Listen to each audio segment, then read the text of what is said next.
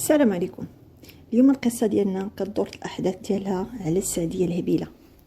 هذا واحد الدوار كانت كتسكن فيه واحد البنت سميتها السعديه، وكانوا كاع عمالين الدوار مسمين عليها السعديه الهبيله، حيت كانت هبيله لواحد الدرجه كبيره. ديك الظرافات ديالها اللي وصلت الدرجه ديال السذاجه خلات كل شيء يسمي عليها الهبيله. كانت السعديه كتسكن مع ماما مليكه، كانت طيابه في العرسات ديال الدوار. وباها بوشعيب كان فلاح مقابل الارض ديالو بيدو، وكان عندها واحد خوها صغير العمر ديالو 5 سنين، وهاد السعديه هادي عندها 17 عام. قرات حد السادس وخرجات باش تقابل خوها وتعاون امها في الدار وفي العرسات اللي كتمشي تخدم فيهم. واحد النهار كانت خارجه من الدار تجيب شي صخره لباها، شعرها مشعكك، وجهها حالته، لابسه صنداله مقطعه وحوايجها موسخين، وهزه واحد العصا وغدا للحانوت. فاش كنت راجعه للدار داز حداها دريس بالموطور، دريس اللي كان هو الفارس الاحلام ديال السعديه. تنتسكن حداهم، ما خدام ما ردام، تيعان باها غير في الحرت، تيبريكولي مع موالين الدوار. هو يقول لها وا السعديه وانت كي دايره؟ السعديه واخا حالتها حاله بدات تتقد بالزربه في شعرها، وهو والو شد الريزو. قالت لها السي دريس ابي خيرو، ويقول لها لا واه واش لاباس؟ ايوا سلمي على باك الله يعاون. السعديه جات دوز بخير السي ادريس. مشات السعديه للدار تتنقص بالفرحه ما قدها فرحه، حيت ادريس قال لها السلام. ملي دخلات لقات امها تتوجد باش تمشي لشي عرس في الدوار، وهي تقول لها ملكه وهذيك مسخوطه دوزي وجدي لباك ولخوك الغدا، وعجني الخبز راني غايبه اليوم. تا هو الخيمه ديال الدكاليه دايره العرس لولدها، فاش تسالي لحقي عليا. هي تقول لها السعديه وامي راني عيانه باغي نرقد عافاك. قالت لها ماما واش غديري اللي قلت لك ولا نرد لك ظهرك رطب من كرشك بشي هراوه؟ قالت لها السعديه ويلي امي واش انا ما قلتش ليك راه ظهري رطاب اللي ولا رطب من كرشي والله العظيم. ملكه هزات صندالتها وتبعتها وهي هاربه. واش غتدخلي الكوزينه ولا لا؟ قالت لها صافي صافي امي انا داخله، غنكمل وغنوصل عليك. مشات امها ملكه للعرس، وهي بقات تكمل هاد الشغل عاد تبعتها. الحاجه الوحيده اللي زدتها عليها هي واحد الجلابه محرتكه. فاش وصلت لقدام الخيمه الدكاليه ما خلاوهاش تدخل، حيت حالتها حاله مسكينه. يسحبوا لوها غير شي طلابه وبدات تتغوت السعديه وامي وملكه وانتي اجي عندي راه ما خلاونيش ندخل، تقولي فيا الجدام وانتو ما خلوني ندخل راني بنت الطيابه. بقات كتغوت بحال هبيله، هي اصلا راه هبيله. مشاو صحاب الحسنات وصلوها الملكه، عاد جات تجري باش تدخلها مسكينه. قالت لهم المسامحه المسامحه، هذه راها غير بنتي الهبيله خليوها تدخل. ملكه شدات السعديه من شعرها وقالت لها ملكه يا ربي على بنت عندي، وانتي مالكي دايره هاد الحاله في راسك؟ ما قديتيش تخوي عليك حتى السطل ديال الماء وتمشي هكاك تمشطي هكاكتك عاد تجي. اويلي ويلي يا غدايدي اويلي يا غدايدي. تقولها مال امي راني اللي زين زين امي واخا ما يعم الاثنين اثنين. هي تقول لها ملكه اللي ماما واعي عباد الله زيدي قدامي زيدي حق لهم ما يسميو لك السعديه الهبيله. ايوا المهم ملكه دخلات هي والسعديه الكوزينه، وملكه بقات منويه وراده بال مع بنتها لا دير ليها شي شوها في داك العرس. بقات السعديه غير تدور في عينيها. هو شويه تقول لها السعديه وامي خليني نهبط العرس راه يعجبني الشعبي، بغيت نشطح شويه. قلت لها ما والله وما سكتي تنجمعها معاك بشي دقات تتولي تشطحي حدايا من حرها. قلت لها شتي امي انت راكي مسمومه وتتبغي ليش ليا الخير. قلت لها اما انا اللي مسمومه ولا انت اللي ما باغاش تجمعي راسك وتكوني مرا؟ راه لالياتك عندهم 2 ولاد، راه حنا في العروبيه البنات تيتزوجوا على 12 عام، تسحب لك راكي باقا صغيره. تقول لها السعديه وامي راه انا باغا نتزوج وندير داري ملي ما علياش الله. ملكه تقول لها ملكه اللي هي ماما بالك هذا محال بنتي السعديه. ويلي امي خليني ندخل نشطح شويه عافاك ما تعرفين نلقاه تمك. تقول لها امها شكون هذاك اللي غتلقاه تمك بنيتي؟ تقول لها السعديه العريس امي العريس. تقول لها امها عريدك الشعكوكه نقدها لك عاد سيري. ديبانت لي هذاك الشهر شويه ومشات السعديه تتنقز بالفرحه. غير دخلت العرس وبدا كلشي الدوار كيضحك. ها هي السعديه الهبيله، ها هي السعديه الهبيله. السعديه ما مسوقاش، تحزمات وبدات تشطح، كون غير تتعرف تشطح وغير تتنقز وتخربق والناس تيضحكوا. الصراحه نشطاتهم بهبالها. ملي وصل العشاء حطوا لها العشاء هي وامها مع العيالات اللي تيعاونوا، تعشاو سالاو خدمتهم ومشاو في حالهم. ملي وصلوا للدار بدلوا عليهم وطاحوا دوده بالعيا. الصباح ملي وصل الصباح فقت ملكه تتوجد الفطور لبوشعيب اللي هو راجلها. والسعديه خامره بالعيا البارح، وملي حطات الفطور قال لها بوشعيب شتك درتي غير البغرير والخبز، فين هو البطبوط والخبز الحار؟ قالت ليه ملكه ايوا غير قدا بوشعيب راني عيانه اليوم. ويقول لها واخا لالا ندوزها لك اليوم. قالت ليه ملكه شوف ابو شعيب اللي نطولوه نقصروه، انا راني صافي هزيت الرايه البيضاء مع بنتك. ويقول لها مال ديك المزغوبه تاني اش دارت؟ قالت ليه ملكه بحال ديما فين ما تمشي معايا لشي قن تشوهني وليت غارقه في حوايجي، ما كرهت شي حد ياخدها ويعطيني بلاصتها شي ماكينه ديال الصابون. ويقول لي ابو شعيب والله الا ملكه ايوا هادشي اللي عطا الله، المهبوله راه بنتك هذيك واش نلوحوها؟ وهي تقول لها ملكه وانت زعما راك بوها مالك اخويا ما تدبر ليها في شي واحد يهنينا منها وتلصق فيه ومنو الهبالها. واش عيب وهادي شكون غيبقى ياخد مراه هبيله بحالها؟ تقول ليه ملكه وداك دريس مالو ياك تيخدم معاك مره في الحارت، بقى تشكر ليه الدريه قدامه باش يبغي ياخدها. تقول لها واش عيب نوضي من قدامي دابا، واش انت بعقلك ولا لا؟ واش باغاني نعطي بنتي اللي يسوى ولا ما يسواش؟ ايوا قالت ليه ملكه والمهم شغلك هذاك هي قدامك، لما دا حد نديروها قديد ونهنيو راسنا. قال لي ابو شعيب سيري فقي الدريه وقدي شغالك واللي بغاها مولانا هي اللي غتكون. قالت ليه ملكه هاني نايضه. مشات ملكه تتفيق في الدراري، السعديه بحال كل نهار تتفيق شاده الريزو بداك الشعر. لم تلات في شي فيلم ديال الخليع عطفرو النيت. ناضت وغسلات حالتها وعنات امها عاونتها في الشقه بحال ديما، وتقول لها امها وقيله يا الدريه غنمشيو انا وياك توا لخالتك فاطمه في المدينه شي سويمينه ونجيو اش بان ليك؟ تقول لي السعديه امي باغا نمشي انا اديني. قلت لها ملكه صافي غنتشاور مع بوك ونمشيو. داكشي اللي كان قدوا امورهم ومشاو عند فاطمه عند اختها فاطمه. فاطمه هي اخت ملكه مجوجه وعايشه في كازا، عندها جوج بنات باقيين بلا زواج، وحده سميتها سلمى وحده سميتها رباب. سلمى ما كتحملش السعديه، ملي وصلوا غير شافتهم سلمى بنتها الكبيره عندها 18 عام وهي تكحل بالعمى. هي تقول لها سلمى خالتي جيتو؟ السعديه قالت لا باقي ها رحنا جايين في الطريق باقي كاع ما وصلنا. صافو ضحك لهم سلمى ديك الضحكه الصفراء قالت لها سبحان الله باقي اختي السعديه هبيله كيما انتي. هي تقول لها خالتها ملكه ايوا لا واه بنت اختي واش غتخلينا واقفين حدا الباب؟ قالت لها سلمى صافي دخلوا سمحي لي. دخلوا وجات فاطمه تتعانق هي واختها. فاطمه مرحبا بكم اخويتي، شحال توحشتك زيدي مرحبا، وكي دايره بنيتي السعديه لاباس؟ قالت لها السعديه لاباس خالتي توحشناك وتوحشنا طواجنك نيت انا دابا فيا الجوع خالتي بغيت ناكل.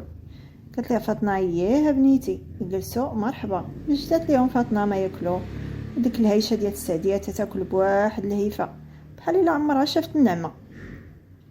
وبنات خالتها كيشوفوا فيها ويتعجبوا، واحد اللقطه بداو تيتغمزوا وهما يتفرقعوا عليها بالضحك. امها ملكه بدات كتقرص فيها باش تجمع راسها وتاكل كي الناس، وهي تقول لها السعديه اي امي مالك قرصتيني اش درت؟ تقول لها ملكه انا قرصتك يا بنتي انا والله يمسخ اكثر ما انتي ممسوخه يا هذا البنت.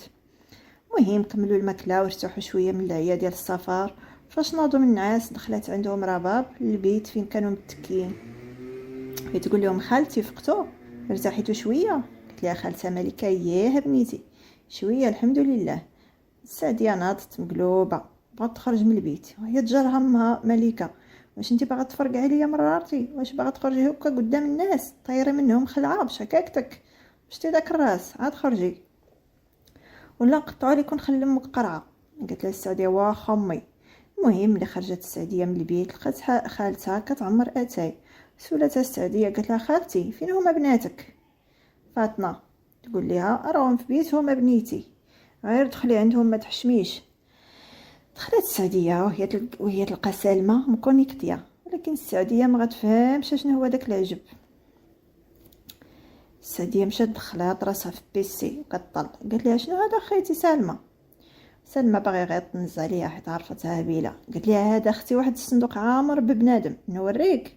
قالت لها السعديه ويلا حي كيفاش دخلوا هنايا؟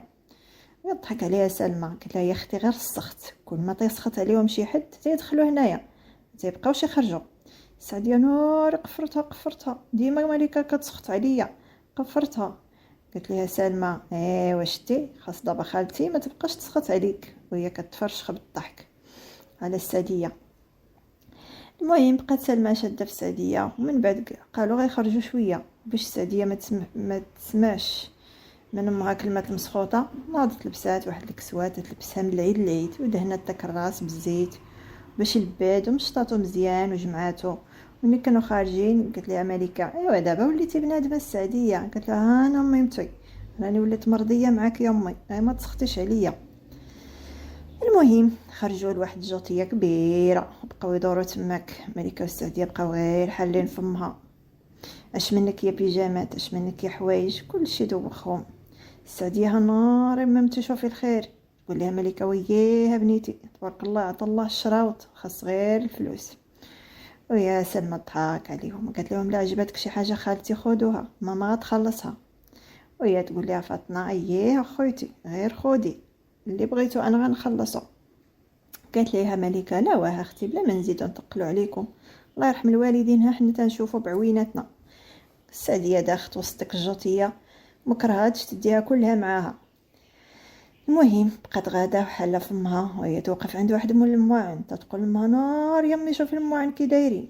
ما جات فين تكمل هضرتها حتى تهرسوا ليها شي كيسان كانوا قدامها من الكيسان الغاليين، والمحل بدا كيغوت على لا اش درتي؟ السعديه قالت كتغبن والله ما درت شي حاجه امي راهم تهرسوا بوحدهم.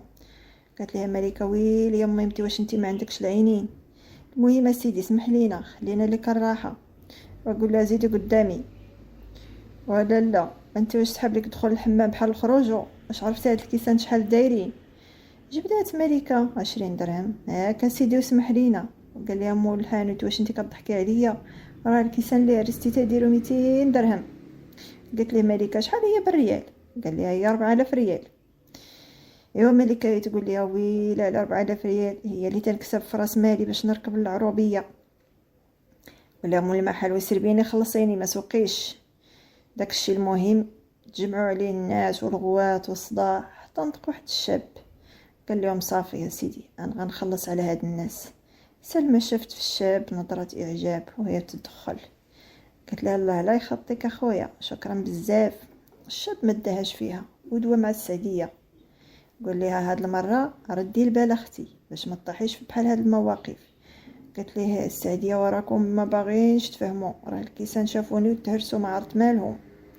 ويضحك سلمى قالت لها انتي اللي شوفك نطاحر ماشي غير يتهرس. صراحه الشاب ما عجبوش الحال، شاف في سلمى واحد النظره ناقصه. قال لها اختي ما كاين لاش تضحكي على خلق الله حتى هي بنادم غير حيت نيه.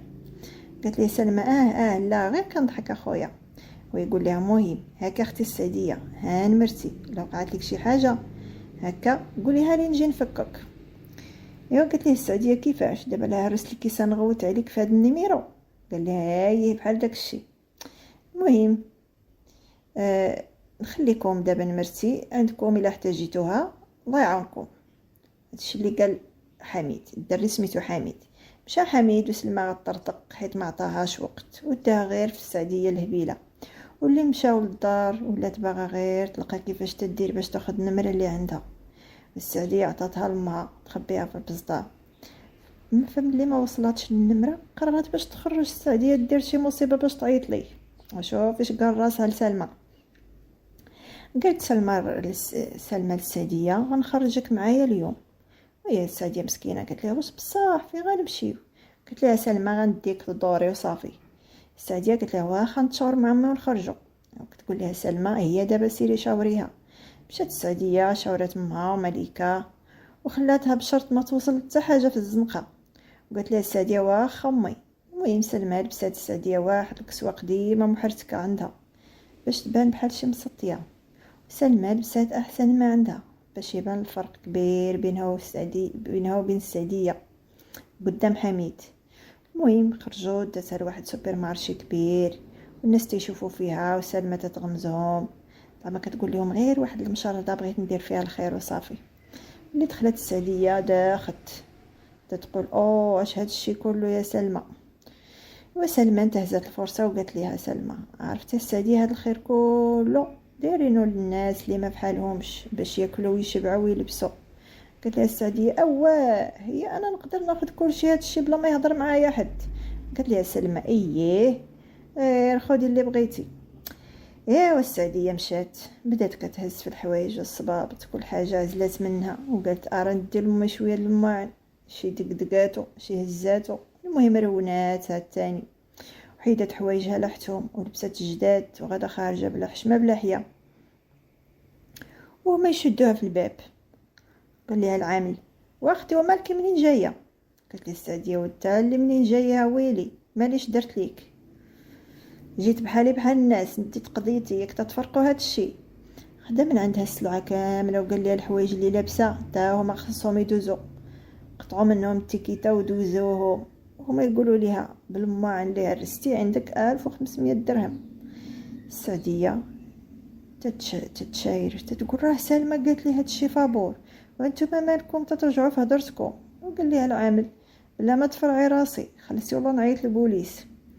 قالت لها ساديه ويلي على البوليس ساديه ويلي على البوليس تمالي قاتله روح. المهم في هذيك اللحظه بنت سلمى من بعد ما كانت سلتات وقالت لها السعديه راه واقيلا ضحكوا علينا غير صحاب اللي باقيين تيفرقوا السلعه. قالت لها السعديه وصاحبتي اش غنديروا؟ قالت لها سلمى نعيطوا لحميد فين نمرتو. ايوا سلمى ما حملاتش حميد يجي ويشوف لابسه ويشوف السعديه لابسه مزيان. ايوا المهم قلت لها سلمى المهم راهي النمره السعديه. قلت لها هي سلمى اتصلت بحميد من نمرتها يعني سلمى اللي كتصل. قالت له الو حميد ويقول لها الو شكون معايا؟ قالت له انا سلمى بنت خالة السعديه. قال لها شكون سلمى وشكون السعديه؟ وهي تقول لي حنا اللي لقيتي خالتي وبنتها مرولينها في الجوطيه وخلصتي عليهم 200 درهم. قال لي حميد ها ايوا مادام عيطتي عليا هي وحلين تاني. قالت ليه سلمى هاد المره وحله كبيره المهم الا عندك الوقت جي. قال لها واخا قولي له في غير فين نتوما. قالت لي السوبر مارشي اللي حتى لحدا المحطه. قال لها صافي 5 دقائق وانا عندكم. المهم جا حميد ولقاهم واقفين تتسناو. حميد قال لها السعديه عاوتاني درتيها؟ قالت له والله السي الاستاذ ما درت شي حاجه راه بغيت غير ناخذ ما نلبسو ما ناكلو شي معانات وملي كنت خارجه قالوا لي خلصي. واش هادو عندهم شي عقل؟ ويضحك حميد قال لي لا انت هي مولات العقل. سلمى كتضحك قالت ليه ما تديش عليها اخي حميد راه ناقصه في عقلها شويه. قال لها لا السعديه هي مولات العقل غير هي نيه اكثر من القياس وصافي. صافي سلمى رجعت الضحكه تفقسات قالت لها ايوا راه نيتها وصلتنا حتى 1500 درهم. قال لها اسمحوا لي واحد دقيقه غنمشي نخلصها ونجي. مشى حميد خلص ورجع. السعديه بقات كتقول في خاطرها وي هذا الاستاذ فين يبان داك الدريس. حميد كان واضح عليه الاعجاب ديالو بالسعديه واخا ما عندها عقل وهاد المره حاول يعرفهم براسو. ملي خرجوا من السوبر مارشي اقترح عليهم يشربوا قهوه معاه. سلمى فرحات حيت هذه هي الفرصه ديالها باش تخليه يديها فيها. مشاو واحد القهوه ملي جلسوا قال لهم اش تشربوا؟ قالت ليه السعديه واش بغيتي نشربوا من غير اتاي؟ سلمى قالت ليه جو دورانج. حميد قال السعديه غنطلب لك حتى انت عصير الليمون. قالت ليه واخا. قالت ليه واخا خويا الله يعطيك الخير. قال لها انا ناخذ قهوه. المهم طلبوا داك الشيء وملي بدات السعديه تتشرب العصير قرقفات ودقه واحده وهي تتشرب وتدير الموسيقى. حميد غير تيضحك حيت لقاها بنت فريده من نوعها واخا باقا صغيره. قال لها السعديه فين ساكنه؟ قالت ليه سلمى علاش تتسولها فين ساكنه راه الدريه غير هبيله ما كتعرف حتى باش تغدات. وهي قالت ليه السعديه مالي خيتي ما كنعرف باش تغديت ياك امك فاطمه دارت لينا الكسكسو ها صحابي كيدير راني مصديه. قال لي حميد ها بقى كيضحك. قالت لي السعديه خويا الاستاذ انا ساكنه في الدوار الوافي وجينا انا وامي مليكه نطلعوا على خالتي ونمشيو. قال لي مرحبا، تنسمع بيه. سلمى بقات غير كدور في عويناتها، نزلت الصباط وهي تنطق. قلت لها ما عرفتيناش براسك حميد؟ قال لي انا اختي مهندس، عندي 26 عام، ساكن مع والديا، ولكن عندي داري بوحدي وخدام مع بابا في الشركه ديالو. قالت ليه سلمى هو ما شاء الله تبارك الله. سلمى تحلوا ليها العينين وسمها بان عليها، حيت قرات البلان بلي سعديه بهبالها عاجبه الحميد، ولات باغا غير كيفاش تدير باش تخلي السعديه تمشي في حالها هي وما في اقرب وقت، خصوصا ان النمره ديال حميد سجلتها عندها. المهم بقاو شادين الحديث، وفي الاخير وصلهم طوموبيلتو ومشى. سلمى دارت عند السعديه وقالت ليها سلمى شفتي بحال هاد حميد راه موجودين في المدينه، تيبغيو بفلوسهم يشريو البنات اللي نيه بحالك، عندك تغري ولا تمشي معاه، بالو راه هو الواحد بحاله مستحيل يشوف وحده بحالك، اذا غيبغي غير يتفلى عليك وصافي. قالت ليها السعديه مالي بنت لك هبيله ولا مسطيه، انا لا باغا نتزوجو واخا لا بغاش، غنهز واحد الكمشه ديال القياس ونفلق ليه داك الراس وغيبغي بزز منه. بقات سلمى كتضحك، قالت ليها هبيله بطبيعه الحال كما العاده، شحال من غيبغي يتزوج بك نتيا؟ قالت له السعديه اييه ضحكي عليا ضحكي، انا راه عارفه ما شاف فيا التدريس مول الموتور اللي في دوارنا، باقي غير السي الاستاذ. قالت لي سلمى يا واش شتي انت فهمتي، راه فاش تبغي تخدمي داك الدماغ كتخدمي. يلا ندخلوا بعدا ونكملوا من بعد. المهم اللي دخلوا عاودت سلمى لخالتها اش وقع. نوضت مليكه بغات تسلخ السعديه وشدوها. قلت لها مليكه واك عباد الله اش درتي يا ربي تعطيني هاد المصيبه، واش انت عندك شي عقل ولا والو؟ واش كاينه شي حد يعطي السلعه بلا فلوس؟ قلت لها السعديه وامي راه صحاب المدينه شادين معايا الضد في كل شيء، راه كانوا تيفرقوا السلعه غير جيت انا حبسوها. مليكه تقولها يا ربي تصبرني على هاد البنت. المهم دازت سيمانه وهي ترجع مليكه مع بنتها السعديه العربيه. سلمى بقات تحاول تتصل بحميد ولكن ما كانش تيجاوبها بحال الا عقبها، حتى بدات تفقد الامل. واحد النهار جاوبها حميد، قال لي الو سلمى؟ قالت لي الو خويا حميد كي درتي مبروك عواشرك، حيت كندخل شعبان. المهم قال لي حميد لا يخطيك اختي سلمى، ياك كنتي سميتك سلمى؟ قال ليه مزيان ملي عاقل على سميتي. قال لي عاقل، واحد السعديه صافي ما بقاتش تدير الكوارث. قلت لي شكون عارف هذيك راه ديما هكا، الله يصاوبو صافي، والله يصبر خالتي عليها.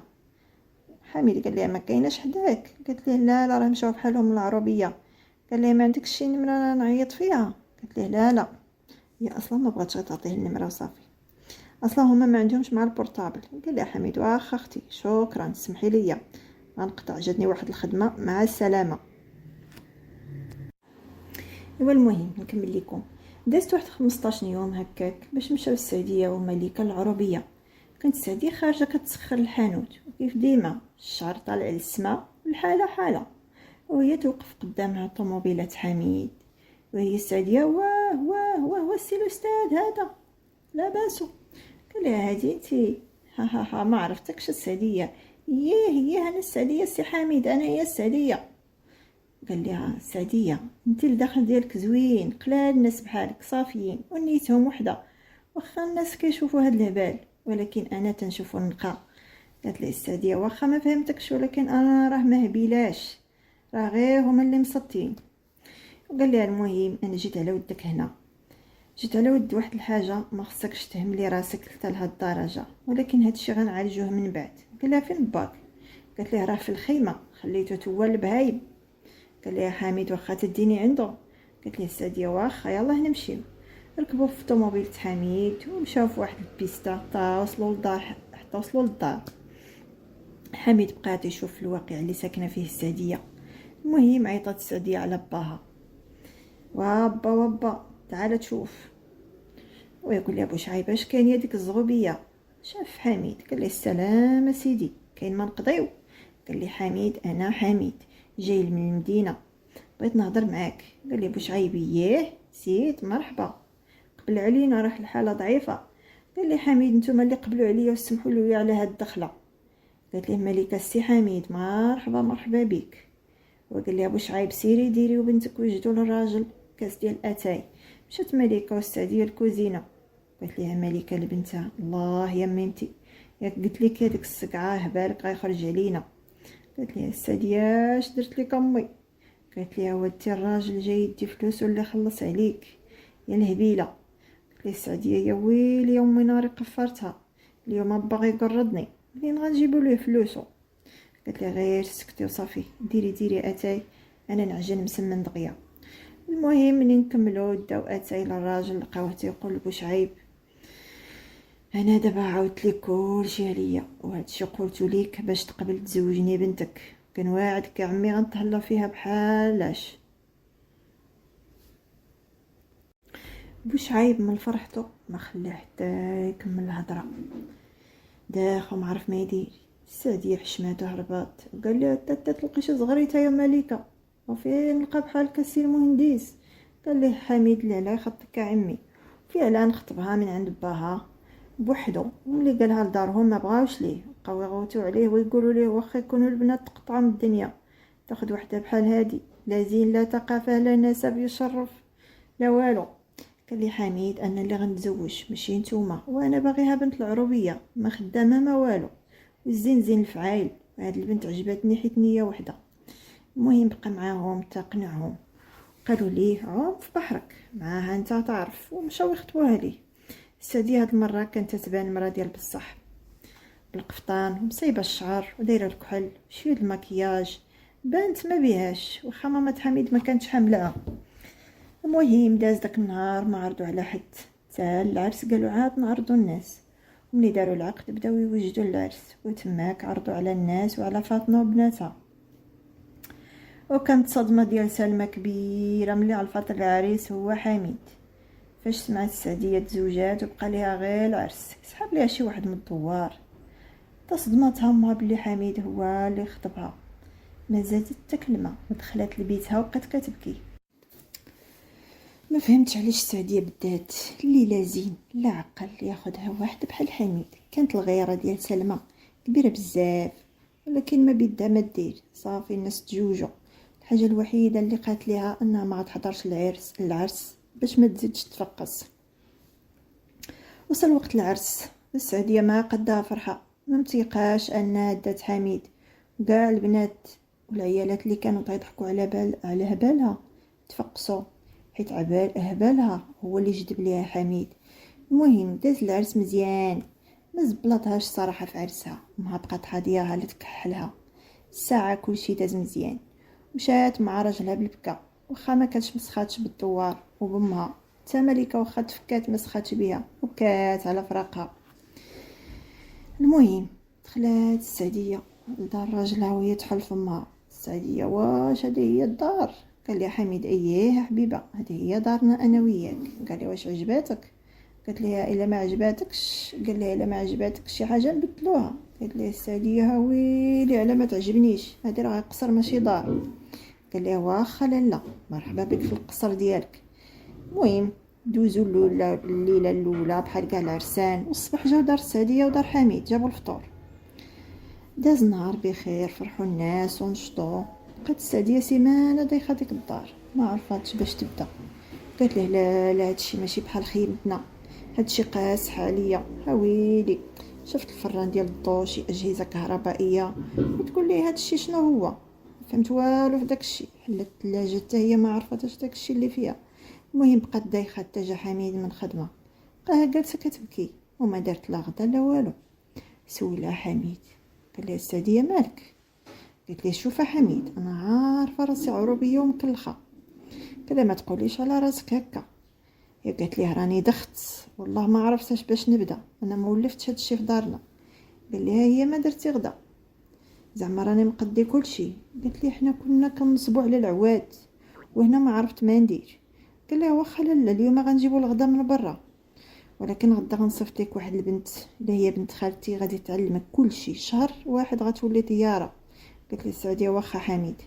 المهم داكشي اللي كان جات مروه بنت خالت حميد تجلس معاها شي ايامات وتوريها كلشي. الساعه السعديه ردات ليها عقل اللور بهبالها اول نهار جات فيه مروه كانت مصدومه من السعديه من العرس، وزادت تصدمات فاش شفتها كيفاش تعامل بهمجيه مع اي حاجه، وما فهمتش اشنو جذب ولد خالتها بحال هادي. ولكن كانت باغيه تعاونها. مشى حميد لخدمته وخلاها معاها، بدات تهضر هي وياها.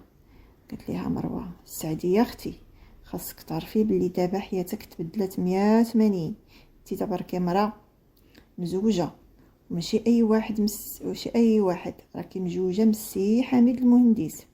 شوفي في جنابك وغتعرفي اش غديري، شوفي اش داير بيك. بدات السعديه تتلفت وهي تقول لها: دايرين بيا غير المساند اختي. هي تقول لها مروه: واخا غنديك على قد عقلك. المهم اول درس اللي معاك هو نوريك هاد الاجهزه اللي في الدار لاش كتصلاح وكيفاش كتخدم.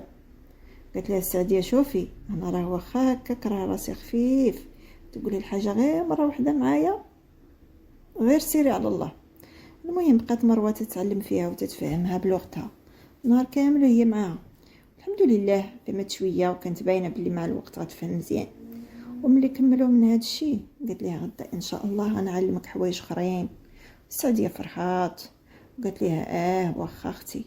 المهم غد ليها رجعات معاها داكشي اللي علمتها ولقاتها شدات شويه واخا هكاك، تعلمات كيفاش تخدم داكشي.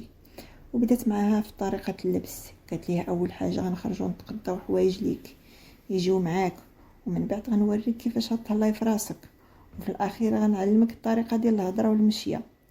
المهم مروه بقات مع السعديه مده شهر ونص وهي كتعلم فيها كل شيء، حتى انتقلت السعديه من الهبيله المشعككه البنت كلها انوثه ولا باقه، ونقصت بزاف من الهبال ديالها اللي كان مغطي ليها على انوثتها.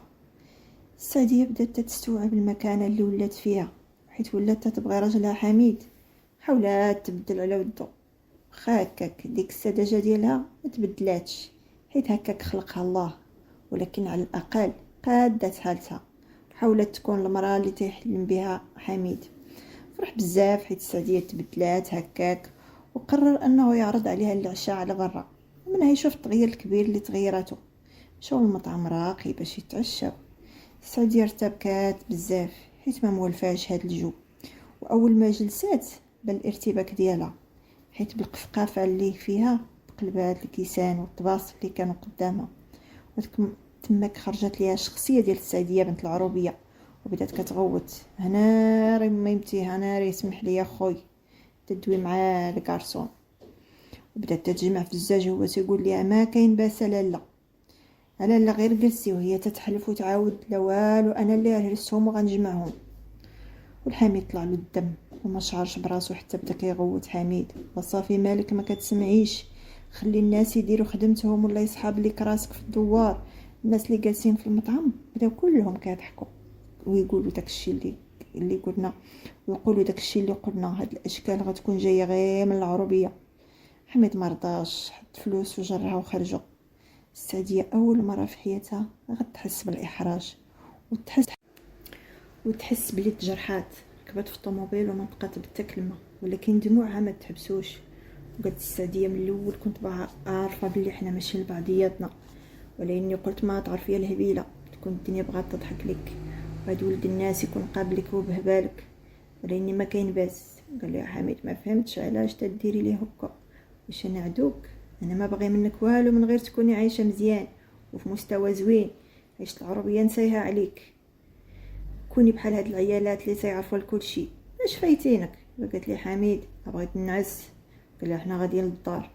السعديه ما بقات حتى كلمه، سكتات. فاش وصلوا للدار ما بغات تاكل والو، قالت له تصبح على خير ودخلت تنعس. في الصباح غير مشى الخدمه، جمعت حوايجها ومشات لدوارهم. مشات وعينها كلهم دموع على فراق حبيبها، مشات وهي كلها حسره على حالها اللي ما بغيت تقاد، مشات وقلبها كله حزن حيت ما قدراتش تكون بحال العيالات، وهبالها ما بغى يفرقها. غير وصلت للدوار امها فرحات بها، تصحاب ليها جايه غير تشوفها. فاش جلسات بقات ساكته، تقول لها: مالك ومالك بنيتي، فينو حميد؟ قلت لها: راه معاك كان دوا السعديه. قلت لها: هي جيت غير بوحده مهمتي. قلت لها: هي جايه تشوفيني وترجعي ولا جالسه شوي؟ قالت لها السعديه راجعه لدار با ومالكه. قالت لها ياك لاباس، وبقات كتبكي. قالت لها انا عارفه راسي ماما عندي زهر، وتعاودي لينا شنو طاريه ديك المتعوسه، باينه زبلتيها عارفين كبيله وما تعرفي ديري حتى حاجه مقاده. قالت لها غير زيدي عليا امي، انا راه هبيله وهادشي علاش رجعت للدار با. داك الراجل غير تعديت عليه امي بهاد الجواج، هو ما هو ليا وما انا ليه، هو خاصو مرا عصريه وزوينه، وانا غير عروبيه فين ما مشيت نشوفه. صافي انا باغا نطلق. ملي دخل حميد للدار قلب على السعديه تاعي ما لقاهاش، ويلقى واحد الورقه مكتوب فيها بواحد الخط بزز باش يقدر يقراها، حيت السعديه قاريه حتى للسادس، تتكتب شويه معكله. كتبتها كاتبه لي انا مشيت للدوار، انا بيت العربيه وما عمري غنكون بيت المدينه، مهما كان احسن حاجه طلقني والله يسهل عليك مع اللي تستاهلك. غير قرا الرساله ديالها وهي تشعل فيه العافيه، داخ ما عرف ما يدير في هذه اللحظه، فين تيعرف الانسان واش قادر يستغنى على الطرف الثاني ولا لا. حميد حس براسو دار خطا كبير ملي جرحها باصلها بسذاجتها، وحس كتر باللي بلاصتها ما تقدر تعمرها حتى وحده، والاهم عرف انه تيبغيها بزاف وما يقدرش يتخلى عليها. داكشي علاش مشى طاير لطوموبيلتو باش يتبع هاد الدوار، وتيطلب الله باش ما توقع عليها حتى حاجه خايبه. سعديه غير كملت هضرتها مع امها ودخلت البيت فين كانت كتنعس، وبدات تقلب في حوايجها القدام وهي تهز واحد اللبسه كانت تلبسها كلها مقطعه وكاشفه، وهي تلبسها وجمعت شعرها نسات واحد شويه. جا حميد للدار غير دق خرجت ليه مليكه وبوشعيب، وقال لها السي حميد على سلامتك وليدي، ويقول لهم السلامه خالتي، السلامه عمي، السلامه وليدي، زيد دخل. ودخلوا بقاو كيتناقشوا. قال لي بوشعيب شوف وليدي، طفله ما عندها عقل، انت من العقل ما تديش عليها وليدي. قالت ليه مليكه ياه وليدي، بنيتي غير بلا باغا ما عرفاش بحق الزمان مسحها فينا وليدي. قال لها حميد فينا هي. قالت لي غتكون غير متكيه لداخل، انا غنوض نوضها. دخلات ملكه البيت عند السعديه وهي كتندب. قالت لها ويلي وحدي، واش باغا تفرقعي ليا المراره؟ واش الراجل شرا لك قوه الشراوت باغا تلبسي هاد الهلال البلاليين؟ قالت لها السعديه امي هادو هما حوايجي اللي كنت نلبس وهادو باش غنبقى. هزت مع الصنداله قالت لها نوضي تقعدي بدلي هاد الشراوت ولبسي حاجه مقاده، راه راجلك كاين لا برا. قالت لها السعديه واخا امي غير خرجي انا غنبدل ونخرج. ايوا قالت لها امي وتلقي دغيا راه الراجل سيساين. خرجت ملكه السعديه ما لبست حتى حاجه، بقات بدوك الحوايج وشافت فراسها في المرايه، وقالت السعديه هي هادي، اللي بغاني هكا مرحبا، اللي بغاني بزواق يقلب على اللي تزوق ليه. خرجت عندهم بديك الحاله. ملكه ملي شافتها ما كرهاتش اللرد تشق وتسرتها، ولكن حميد ما تسوقش بزاف. وهنا نطقات السعديه قالت لي حميد علاش تابعني؟ قال لها شتي الهبال هو اللي درتي دابا، وصافي حنا غير نتناقشوا شي نهار تجمعي حوايجك وتزيدي، كاع الناس كيتناقشوا. قالت ليه ماشي غير حنا. وهي تجاوبت السعديه قالت لي هادشي اللي درت ماشي الهبال، الهبال هو اللي في الهبال، هو اللي اني نضيع عليك مستقبلك. بغات كتدخل وتخرج في الهضره، بغات تفلسف زعما. ايوا الهبال هو نشوفك محن باش تبدلني، وانا عاد ما زايده فيه، انا ديما غنبقى هكا السعديه الهبيله، واخا ما عرفت شكون تجيب لي يعلمني. قال لها السي حميد من الاول. قالت لي السي حميد انت من الاول ماشي ليا وانا ماشي ليك، خلينا نطلقوا بلا مشاكل. وها انت كتشوف هادو حوايج تلبسهم مرا بعقلها، هذا هو توبي، وانت شوف لك شي وحده من توبك. انا تعلمت نهضر شويه ولكن ما عمري غنتعلم ننسى كيفاش تهضر السعديه العربيه. قال لها واخا لالا، وانا باغيك كيما انت بهبالك وحوايجك المقطعين، وما غنتفاكش معاك، تنديك معايا غير تهناي. بقيتو يهضروا كل واحد يقول لي دارو. وفي الاخير قال لي حميد السعديه قدام والديك غنقول لك بلي انا عمري ما شفتك شي وحده، عمري ما شفتي وحده بحالك، عمرني غنشوف. انا اول مره شفتك بغيتك، كاع الناس تيشوفوك بعين وانا شفتك بعين اخرى. شفت فيك مراتي وام ولادي ان شاء الله، شفت فيك الاخلاص والوفاء اللي بداو تنقرضوا، شفت فيك الصفاء والنيه والصراحه اللي نعادموا في هذه الدنيا. وتقول لي هي دابا انا هبالي زوين ولا خايب؟ قال لي هبالك هو اللي مزينك يا الهبيله ديالي. بداو تيضحكوا وشادين في بعضياتهم. قال لي حميد يلاه الهبيله ديالي نمشيو لدارنا، بدل عليك وخلينا نمشيو، كنوعدك ما عمري نخسر لك الخاطر. السعديه قالت ليه حتى انا والله الا تنبغيها، هي اللي تبغيها هي اللي تكون، انا غنبدل كلشي اللي خايب فيا والله. قال لها انا غنعاونك تبدلي داكشي الخايب فيك اللي خاصو يتبدل صافي، اما اي حاجه اخرى عيشي كيف ما انتي باغيك هكا. قالت لي السعديه واخا. المهم مشاو لدارهم، وفعلا السعديه مع الوقت تعلمات بزاف ديال الحوايج مهمين، وحاولت تعلم الخياطه باش تتلاها، وتعرفات على بزاف ديال البنات في النادي. وملي تقنات الخدمه حليها حميد محل خاص بها ديال الخياطه، حسات براسها بدات تثبت ذاتها، ورزقهم الله بثلاثه ديال الوليدات، جوج وليدات توام وبت، بدر وسهيل وسلمى، وعاشوا في سعادة وخا لهم السعدية ما فارقها له بال. ولكن حميد كان مثال للشخص اللي تيبغي من قلبه أجل الحب ماشي لأجل شكلها، وهضرتها كان تيبغيها لصفائها وقلبها الكبير. رغم الفرق الكبير بيناتهم في المستوى، زواجهم نجح الحمد لله. نهاية القصة، شكرا على المتابعة.